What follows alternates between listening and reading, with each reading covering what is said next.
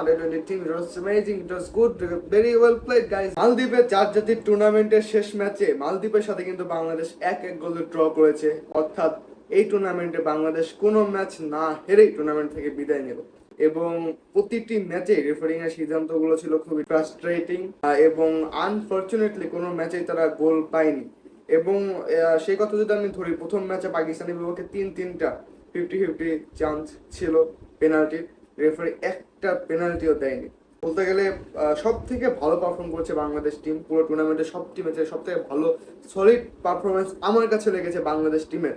Unfortunately কোনো number 9-এর অভাবে তারা কোনো স্কোর করতে পারেনি, কোনো গোল করতে পারেনি। পুরো দলের খেলা আমার কাছে খুবই ভালো লেগেছে। এখন আসি এমনি ফাইনাল ম্যাচ, অর্থাৎ ফাইনাল ম্যাচ তো বলা যায় না, শেষ ম্যাচ মালদ্বীপের সাথে ম্যাচটি। ইট ওয়াজ টু মাচ ফ্রাস্ট্রেটিং, রেফারির সিদ্ধান্তগুলো খুব ফ্রাস্ট্রেটিং ছিল। ম্যাচটা বাংলাদেশ বের করে আমরা খুব চেষ্টা করেছে। এই ম্যাচে কয়েকটি পেনাল্টি অপরচুনিটি ছিল, 50-50 চান্স ছিল, তবে সেগুলো রেফারি ডিনাই করে দেয়। এবং আনফরচুনেটলি খুব সিলি মিস্টেক রেফারিরা করে, মানে খুব সিম্পল ডিসিশন গুলো বাংলাদেশের এগেনস্টে যেতে থাকে বারবার, যেটা খুবই দৃষ্টিগত লাগছিল ম্যাচের ভিতরে। So it was too much frustrating for this team and also for us. আমি খুবই ফ্রাস্ট্রেটেড হয়ে গেছিলাম ম্যাচটা দেখে, সত্যি কথা বলতে। এবং প্লেয়াররা মাঠে খেলছে, তারা এই ফ্রাস্ট্রেশনটা সামনে রাখতে পারবে না, এটা খুবই স্বাভাবিক একটা ব্যাপার ছিল। সো আমি বলবো খুবই আনফরচুনেট। বাংলাদেশ টিম খুব ভালো খেলেছে, আমার বাংলাদেশের খেলা খুব ভালো লেগেছে। প্রপার নাম্বার 9-এর অভাবে বাংলাদেশ ম্যাচগুলো বের করে আনতে পারেনি, and it's not their fault. এটা বাংলাদেশের জাতিগত সমস্যা বলা যেতে পারে। তবে অপশন রয়েছে, আগামীতে অপশনগুলো আসবে আশা করা যায়। ট্রেভর ইসলাম আছে, রোনান সুলিমান, তারপরে আরো কয়েকজন বাংলাদেশে বংশোদ্ভূত প্রবাসী ফুটবলার যারা আছেন, তারা অবশ্যই ইন ফিউচারে বাংলাদেশে আসবেন বলে আশা করছি। সব মিলে বলতে গেলে অবশ্যই হতাশার একটা টুর্নামেন্ট গেল বাংলাদেশ আন্ডার 23 টিমের জন্য। তবে তারা যে ওয়েতে খেলেছে, তাদের ভিতরে যে combination, it was amazing, it ওয়াজ জোস।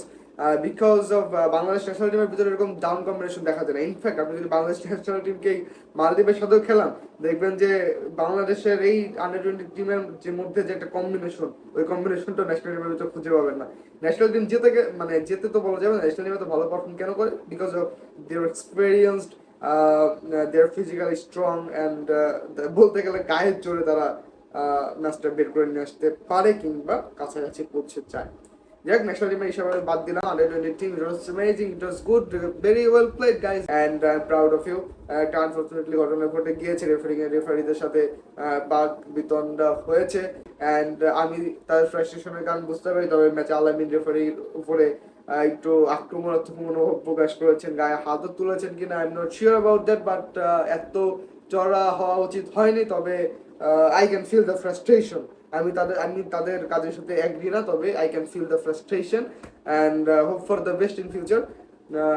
আসলে আমার আর কিছু বলার নেই। বাংলাদেশ এই টুর্নামেন্টে ফাইনাল খেলা ডিজার্ভ করে, 100% ডিজার্ভ করে, অ্যান্ড আনফরচুনেটলি এটা হয়নি। সো এটা মেনে নিয়েই সামনে এগোতে হবে।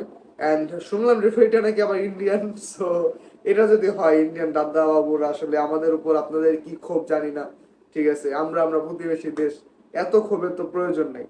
অ্যান্ড ফাইনালি যেটা বলতেই হয় যে ব্যাড লাক, আনফরচুনেটলি এটা তো ব্যাড লাক। অ্যান্ড বাংলাদেশ এই টুর্নামেন্টের জিতুক আর না জিতুক, অ্যাটলিস্ট ফাইনাল খেলাটা খুব ভালোভাবে ডিজার্ভ করতো, বাট আনফরচুনেটলি সেটা হয়নি। That's it for today. I can't talk anymore.